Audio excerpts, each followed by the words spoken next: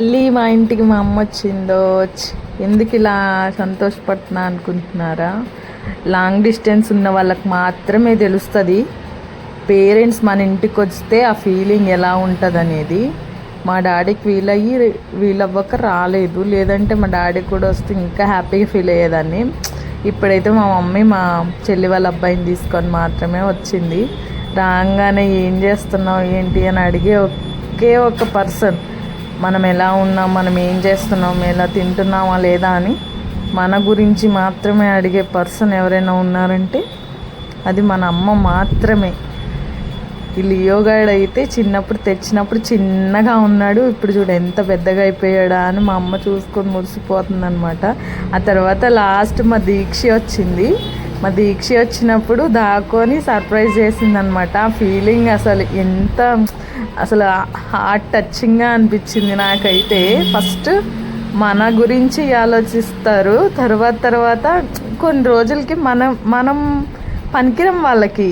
పిల్లలంటేనే ఇష్టం.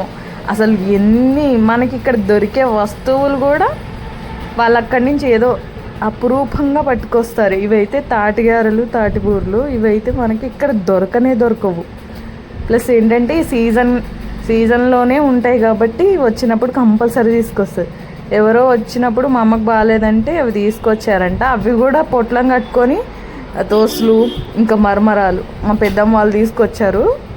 అవి కూడా ఈ పటికి బెల్లం ఏంటంటే చిన్నపిల్లలకి గుడి దగ్గర తూకం వేస్తారు, పటికి బెల్లం తూకం, అది ప్రసాదం కింద ఇస్తారనమాట. అవి ఇంకా మా కోసం అన్నీ పేలు పడ్డాయి అంటే పేలు కానీ అన్నీ తీసుకొచ్చింది. ఇదైతే మా డాడీ ఎన్ని షాపులు తిరిగాడో పాపం. దీక్షకి పాలకోవా అంటే ఇష్టమని తిరిగి ఎట్లయితే లాస్ట్కి సాధించాడు. అదైతే మా డాడీ కష్టపడి తీసుకొచ్చాడనమాట, దొరకకపోయినా ఎతికి. ఇంకా ఇదైతే కొబ్బరి లౌజ్ అనమాట, మా చెట్లదే. కొబ్బరికాయలు తీసి ఇలా కొబ్బరి లౌజ్ చేసిందనమాట. నెక్స్ట్ ఇంకొక వీడియో రాబోతుంది. వీడియో అయితే అదిరిపోతుంది, చూస్తూ ఉండండి. దీక్షి వ్లాగ్స్ విత్ మామ్.